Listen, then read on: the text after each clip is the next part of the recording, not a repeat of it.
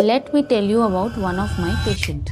She had a fall, लेकिन उसे कोई मेजर हेड इंजरी याद नहीं था। ना कोई सर दर्द, ना कोई बेहोशी, ना कोई सीजर, ना कोई मेजर एक्सटर्नल स्कैल्प इंजरी। बस 2 से 3 एपिसोड्स ऑफ वॉमिटिंग हुआ था, इसलिए उसने अपने लेग इंजरी का ट्रीटमेंट लिया और घर चली गई। लेकिन नेक्स्ट डे हेडेक स्टार्ट हो जाता है। सीटी स्कैन किया जाता है, उसमें दिमाग के आगे वाले हिस्से, जिसको फ्रंटल लोब कहते हैं, उसमें कंट्यूजन्स एंड इडिमा मिला। मतलब कि चोट लग जाने की वजह से खून का रिसाव और उसके वजह से काफी ज्यादा सूजन था फ्रंटल लोब्स में। इस केस से एक बहुत इंपॉर्टेंट लर्निंग ये है कि माइनर ट्रॉमा में भी ब्रेन के फ्रंटल लोब में इंजुरी हो सकता है। Reason number 1, frontal lobe skull के एक रफ बोनी एरिया के ठीक ऊपर बैठा होता है, इसलिए माइल्ड एक्सलरेशन या डिसलरेशन में भी ब्रेन उस बोनी पार्ट से टकरा कर चोट मतलब कि कंट्यूजन्स एंड स्वेलिंग डेवलप कर सकता है। रीजन नंबर 2, चोट लगने के बाद ब्रेन में इन्फ्लेमेशन होता है और स्वेलिंग आने में 24 से 72 आवर्स लग जाते हैं, इसलिए इनिशियली पेशेंट ठीक लग सकता है, लेकिन नेक्स्ट डे से सिम्टम स्टार्ट हो सकते हैं। रीजन नंबर 3, सेम इंजुरी का रेस्पॉन्स अलग अलग लोगों के ब्रेन में अलग अलग हो सकता है। कुछ लोगों में स्वेलिंग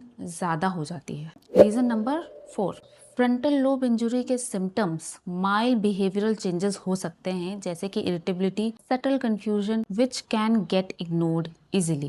तो माइनर हेड इंजुरी हमेशा हार्मलेस नहीं होता है, इसलिए हेड इंजुरी के बाद 48 आवर्स तक वार्निंग साइंस का वॉच रखना बहुत इंपॉर्टेंट है, जैसे कि repeated vomiting, worsening headache, unconsciousness, confusion, seizures और वीकनेस। इनमें से कोई भी सिम्टम्स अगर आते हैं, seek medical help immediately. Save this information and share it with your near and dear ones. Thank you.